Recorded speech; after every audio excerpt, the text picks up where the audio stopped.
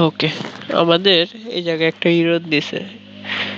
এররটা হলো multiple constructor accepting all the given argument type has been found. আচ্ছা, এররটা কখন আসে, কি জন্য আসে আমরা দেখি। আমরা যখন প্রজেক্টটা রান দেওয়ার সাথে সাথে আমার এররটা দেয়। সো এররটা কেন দেয়?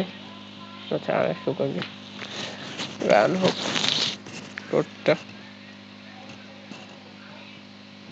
ওকে, আচ্ছা, কোডটা লোড হওয়ার সাথে সাথে এররটা দিতেছে। এররটা কেন দেয়? আমরা যদি এখানে এররটা কোথায় আছে এটা বইলা দিছে, there should be only be one applicable constructor.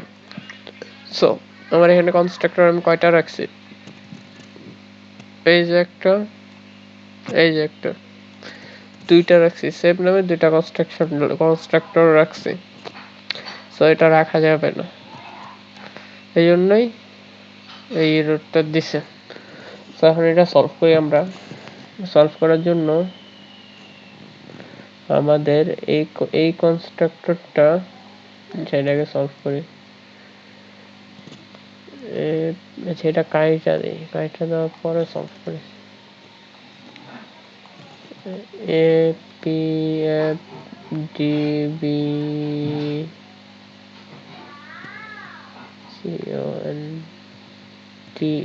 context fdb context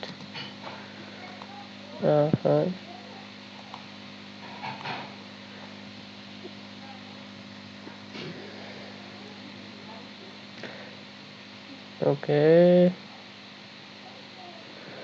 format fdb context, okay, fdb context db, okay, then db equal db, okay, এবার এররটা দেওয়ার কথা না। দেন সো তখন এররটা দিছিল, আচ্ছা চলে রান দিছি না, ঠিক আছে। তখন এররটা ছিল কনস্ট্রাক্টর আমরা দুইটা নিয়েছিলাম, এক নামে সেম নামে হোম কনস্ট্রাক্টর নামে দুইটা কনস্ট্রাক্টর নিয়েছিলাম, এই জন্যই এররটা দিয়েছিল, টু কনস্ট্রাক্টর নিয়েছিলাম।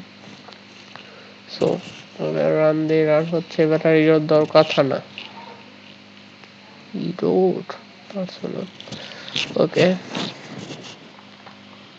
এবার তো টাইম নাই কেন রান হইতে, এই যে চলে আসছে, এবার কিন্তু আর এরর দেয়নি। So that's it. আর